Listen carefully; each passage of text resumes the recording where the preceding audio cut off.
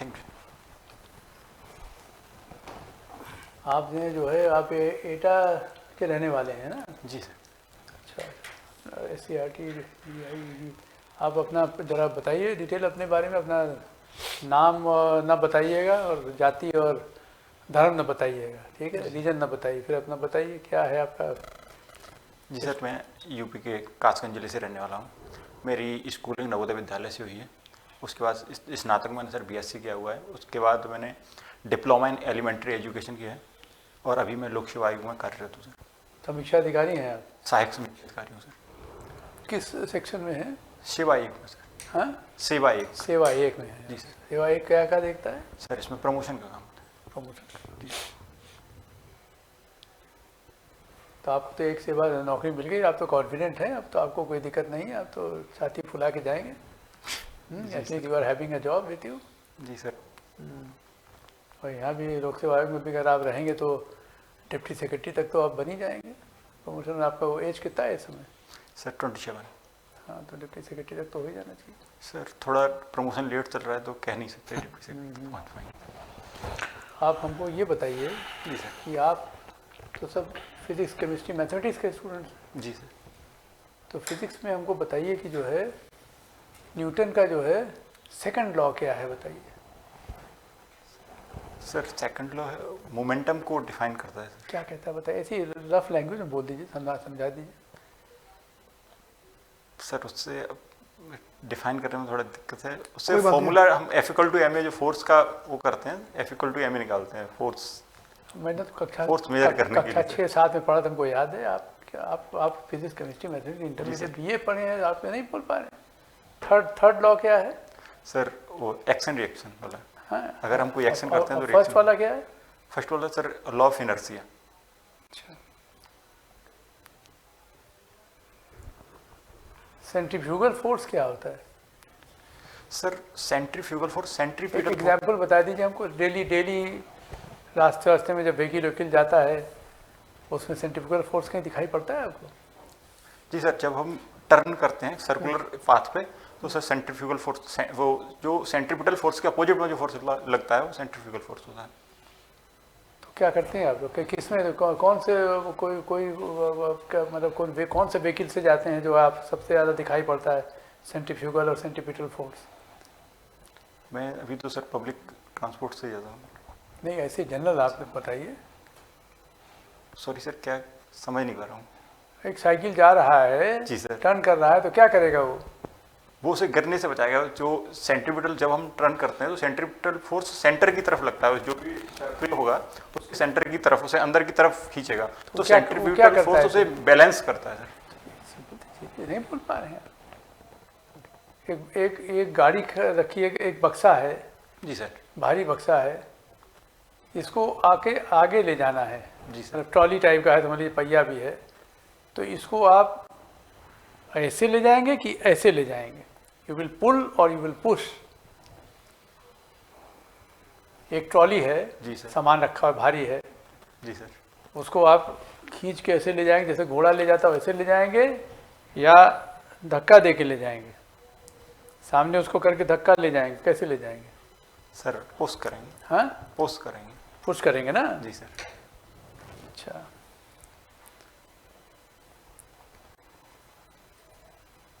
आप उसका जरा उसका पाइथागोरस का थ्योरम का डेफिनेशन जरा बता दीजिए। सर किसका थ्योरम? पाइथागोरस नाम सुना है? जी जी सर। वो हाइपोटेन्यूस इक्वल टू रूट में सॉरी सर, वो hypotenuse square equal to perpendicular square plus base square. Square on the hypotenuse equal to the sum of the square of the other two side. जी जी जी sir. ठीक बोला आपने। और Archimedes principal जरा बता दीजिए। आर्किमिडीज प्रिंसिपल है सर, जब भी कोई भी बॉडी वाटर किसी लिक्विड में डाली जाती है तो अपनी डेंसिटी के बराबर ही वाटर को बाहर कर देती है सर। इसका कोई एग्जाम्पल बताइए। इसका एग्जाम्पल सर, जैसे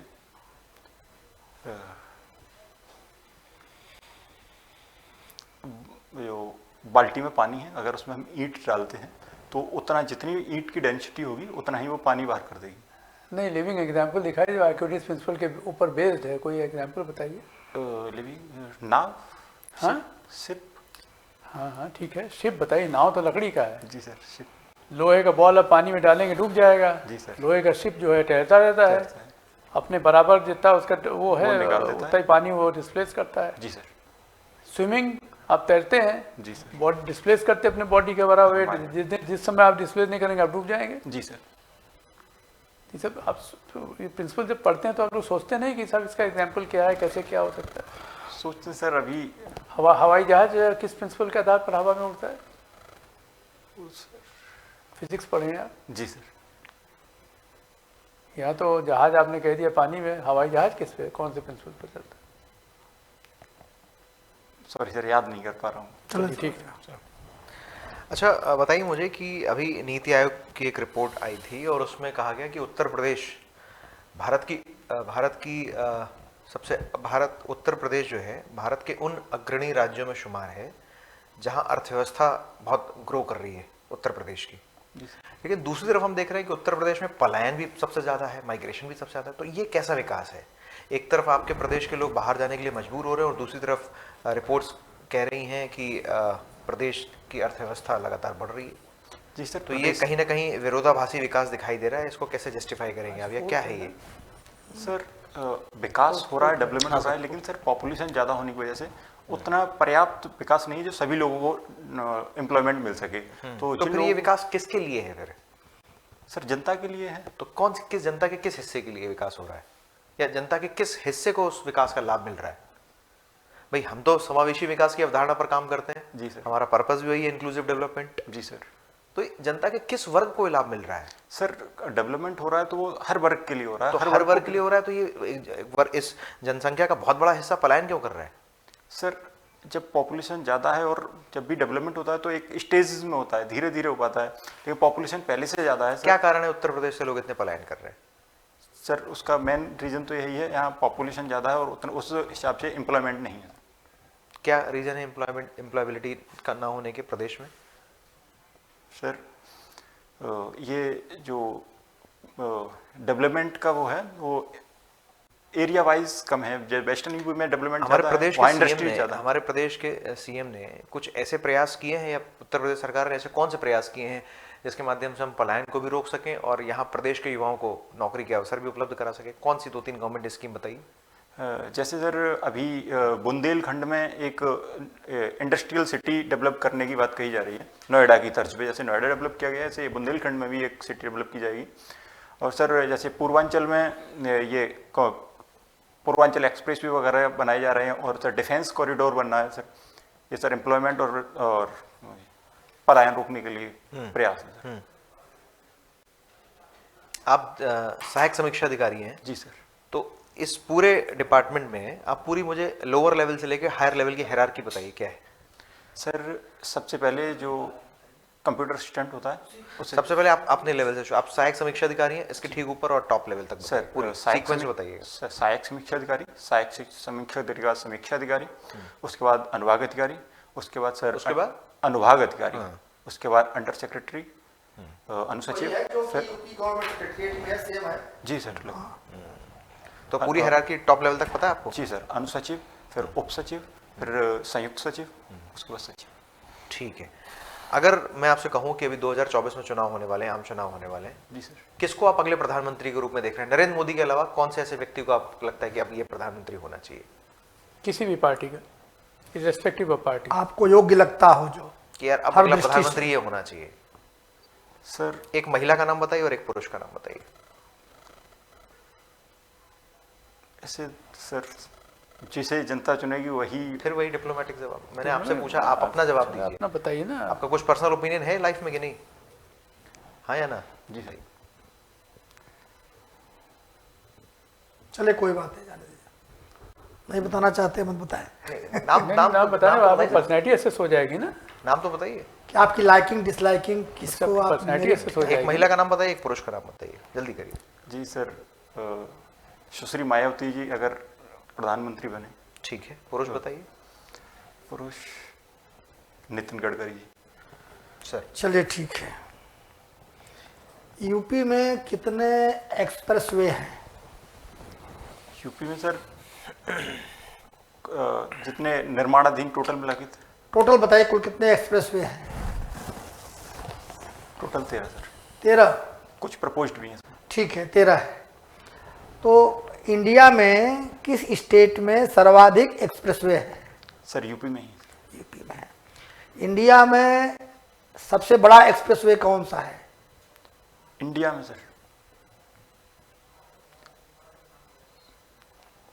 सर एग्जैक्ट तो नहीं पता, शायद अब वो जो गंगा एक्सप्रेसवे बनना है वो सबसे बड़ा एक्सप्रेसवे होगा। गंगा एक्सप्रेसवे? शायद एग्जैक्ट नहीं पता सर। दिल्ली मुंबई? दिल्ली बम्बई दिल्ली। प्रपोज से बन गया कि प्रपोज थे? नहीं, अभी बन रहा है। कुछ हिस्सा बन गया है हाँ, अंडर कंस्ट्रक्शन है। तो फिर तो गंगा कैसे यूपी में, क्या दिल्ली टू बॉम्बे उतना बड़ा है ये? सर वो याद नहीं है अब। ये बताएं कि खनिज मिनरल जो होता है, माइनर मिनरल, इसकी दृष्टि से यूपी के टॉप 5 जिले बताइए आप, जहाँ सर्वाधिक खनिज पाए जाते हैं। सर एग्जैक्ट तो नहीं पता, वैसे ये जो बुंदेलखंड रीजन है यूपी का सदर्न रीजन है उसी में है। लेकिन बुंदेलखंड भी सर में किसी बुंदेला राजा का नाम बताएंगे, जिनके नाम पर से बुंदेलखंड कहते हैं उस रीजन को? बुंदेल राजा हुआ करते थे ना? जी सर। किसी बुंदेला राजा का नाम मालूम है? ये शायद चलिए कोई बात नहीं। रोहेलखंड का नाम सुना है? जी सर। रोहेलखंड को रोहेलखंड क्यों कहते हैं? यहाँ जो पहले जो रोहेला सरदार जो होते थे उन्होंने शासन किया था इसलिए। अच्छा, रोहेलखंड में कौन कौन जिले आते हैं? ये सर बरेली वाला जो एरिया है वो आता है। बरेली। कौन कौन जिले? 5 जिले बताइए कम से कम। वो जो बरेली, पीलीभीत और सर शायद हरदोई वाला, नहीं टोटल नहीं पता सर। अच्छा, खाद्य सुरक्षा कानून के बारे में जानते हैं कुछ? जी सर। बताइए कुछ। ये सर 2013 में आया था। इसके तहत इसके अंतर्गत जो भी मतलब सभी परिवारों को जो मतलब एक निश्चित मात्रा में मतलब खाद्यान्न उत्पाद वो प्रोवाइड कराना था। क्या उसका स्केल था, क्या क्राइटेरिया थी, क्या सर, रेट था, कुछ इस पर बताएंगे? जी सर। ये पर यूनिट जो भी अंत्योदय थे, अंत्योदय उन्हें सर 35। अंत्योदय की परिभाषा क्या है? चलिए आप पूछिए। आपने डीएलएड भी किया हुआ है? जी सर। क्या फुल फॉर्म होता है DElEd? Diploma in elementary education. Elementary education. क्या रोल है इसका? आपके आप इधर सिविल सर्विसेज की तरफ आ रहे हैं, जी सर। तो इसको कैसे जोड़ पा रहे हैं, कैसे जोड़ेंगे? सर डीएलएड आपने किया है तो वो टीचिंग का एक। जी सर। जब मैंने सर डीएलएड किया था तो सर मुझे जॉब की अत्यंत आवश्यकता थी, उसके लिए सर मैंने डिप्लोमा किया हुआ था, जिससे कुछ स्किल मेरे पास हो, जिससे मैं अगर मुझे जॉब करनी है तो आसानी से जॉब मिल सके सर। भारतीय प्रशासनिक व्यवस्था में जी सर। डिप्टी कलेक्टर का जो रोल है, जी सर। उसको कैसे आप डिफाइन कर सकते हैं? क्या क्या रोल है उसका? सर डिप्टी कलेक्टर का जो मुख्य काम है सर वो रेवेन्यू कलेक्शन का है, और सर जो भी डिस्ट्रिक्ट मजिस्ट्रेट जो भी काम देते हैं वो करते हैं, और जब उन्हें तहसील अलॉट हो जाती है तो वो एसडीएम का काम करते हैं, जिसमें उन्हें न्यायिक और मजिस्ट्रेट पावर भी प्राप्त होती है। भारतीय संविधान में राष्ट्रपति की शक्तियों का वर्णन किया गया है। जी सर। उसकी कुछ वीटो पावर उनको दी गई है। जी सर। भारतीय राष्ट्रपति को कौन कौन से वीटो पावर प्राप्त हैं? सर ये इन्हें एक निलंबनकारी वीटो प्राप्त है, और एक अत्यांतिक वीटो, एब्सोल्यूट वीटो। एक एक लाइन में थोड़ा सा बताइए, क्या है निलंबनकारी वीटो? सर अगर उनके पास कोई बिल आता है तो वो उसे अपने पास रखते हैं बिना किसी मतलब अपनी कंसेंट देने के लिए बाध्य नहीं है। कितने समय तक? कुछ समय होगा कि नहीं सर, कोई समय नहीं है। अनलिमिटेड रख सकते हैं? जी सर। अच्छा, और अत्यंतकारी वीटो क्या है? एब्सोल्यूट वीटो चलेगा, सॉरी। ठीक है। ठीक, thank you. Thank you.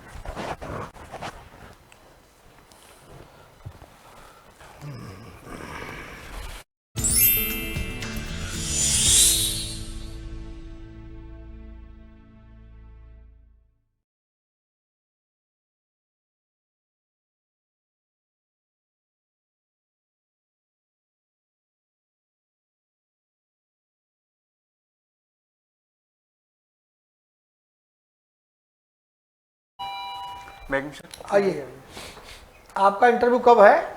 Sir 11 को। 11 इंटरव्यू शुरू हो रहा है 8 8 से, खत्म हो रहा है 12 को। जी सर। बहुत कम दिन रखा गया है। जी सर। क्या पोस्ट कम है इसलिए? जी सर, इंटरव्यू के लिए कम बच्चे ही क्वालिफाई किए गए हैं स्टूडेंट। नहीं, एक पोस्ट पर कितने क्वालिफाई कराया गया है? 3 होने हैं सर। 3। पहले कितने होते थे पिछले साल? 3 ही होने थे सर। इसका मतलब पोस्ट कम है ना? जी सर, वैकेंसी का। वही पूछ रहा हूँ।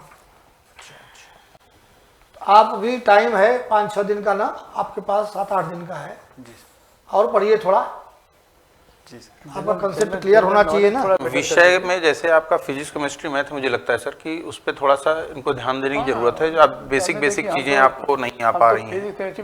कितना क्लास आप उस पर बीएससी किए हुए हैं और बीएससी पे मतलब आर्किमिडीज का सिद्धांत या न्यूटन लॉ पे आप अटक रहे हैं, तो अच्छी बात नहीं है सर समय नहीं मिल पा रहा है पढ़ने के लिए। अब छुट्टी ले लीजिए। आपको छुट्टी समझ नहीं मिला? मिल आप रही तो थी। कब पढ़े बताइए।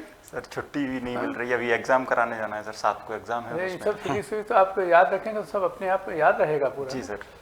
नहीं, थोड़ा थोड़ा सा समय निकाल के पढ़ लीजिए, टाइम है। बाकी सब ठीक है कुल मिला जुला के। कहाँ के रहने वाले हैं? कासगंज के सर। कासगंज एटा। जी सर। कासगंज क्यों कहते हैं, कुछ मालूम है? जी सर, वहाँ जो पहले जो कासगंज नाम आया वो कांसा बहुत होता था, उससे अच्छा, कासगंज। कासा जो सरपत वाला टाइप का। जी सर, जो क्लास होती। अब भी होता है? नहीं सर, अब तो इतना नहीं। नहीं होता। पर शुगर मिल है वहाँ। और मायावती के अलावा और भी तमाम महिलाएं हैं जो प्रधानमंत्री बनने की मायावती ज्यादा दावेदारी नहीं है। याद नहीं आ रही। मायावती से क्यों प्रभावित? मायावती से कासगंज से उन्होंने चुनाव लड़ा था शायद। नहीं, आप मायावती से क्यों प्रभावित हैं? कहाँ से? उधर से सर, अच्छी एबल है, सब कुछ है, लेकिन जो है अभी नेशनल लोग पॉलिटिक्स तो में बात तो और कर रहे वो नहीं है उनका ना। नहीं है, कोई इतना कोई जानता भी नहीं है। नहीं सर। यूपी के बाहर कोई जानता भी नहीं उनको। ममता बनर्जी बोल सकते थे आप। वो याद नहीं है।